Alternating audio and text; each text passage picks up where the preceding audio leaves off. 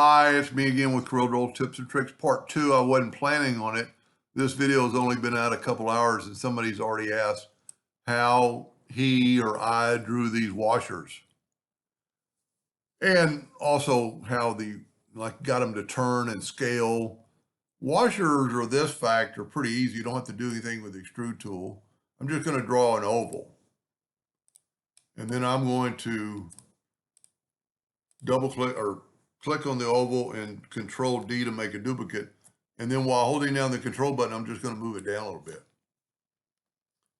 And then I am going to take my 2-point line, and what that's going to do is going to make if you go from quadrant to quadrant, and then take away that line you cannot see. And this is, took away my line. And then take away that line, and you've got that. Now this is still an object, so I'm going to Control D and make a duplicate. While holding down the Shift key, I'm going to have it grow inwardly. And that's going to make our washer shape. But we need to Control D. See, that's what happens when you Control D a lot.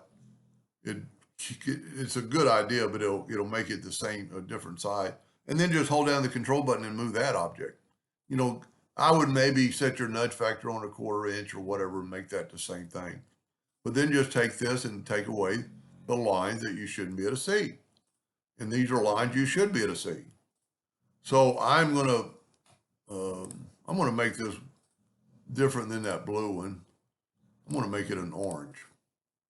And then I'm gonna make these parts orange. Now, for what we did, we can't have an outline, so I'm gonna take away the outline. And then I'm going to take this lower object, go up to the interactive fill tool. And in this case, you've got to go all the way across. And then I'm going to put some darkness in the edges, on both edges. And I'm going to have to move this out a little bit. Whoa, Corel will do that every once in a while.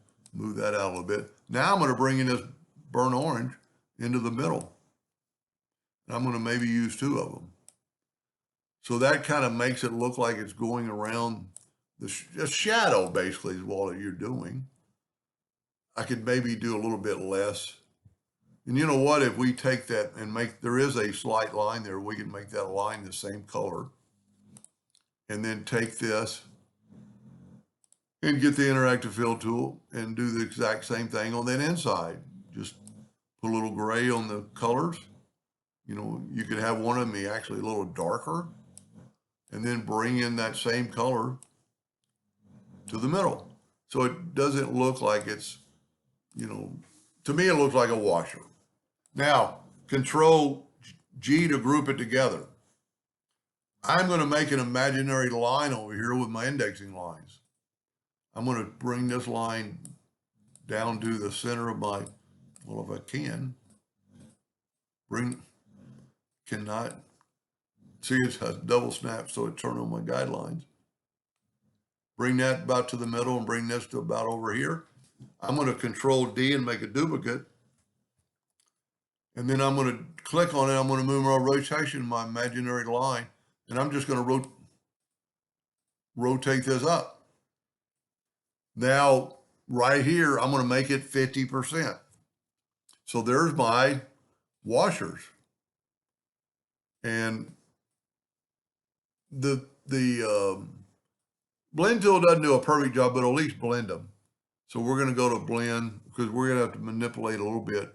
I'm going to go and do 4. You see these are a little bit closer because they're bigger, but we've got our imaginary line. So I'm going to object and break the blend apart, and then you still got to break the group apart. Now you've broken them apart, so your rotation ain't going to be the same, but double click, move your rotation there. And you could move this one up. You could actually move this one in a little bit. Double click, move your rotation there. And just that way you're kind of staying on the same path. I don't think it would blend a path would even work. I did try a little bit because you've got so many objects. It just doesn't look right. So that's how he did it. That's how I did it. I'm pretty sure that's how he did it. Then you just draw your line and go back to part 1 and watch it and learn how to do it. I don't know what this is for, but but it's a pretty cool idea. Anyway, I hope that helped a little bit. Thank you for watching.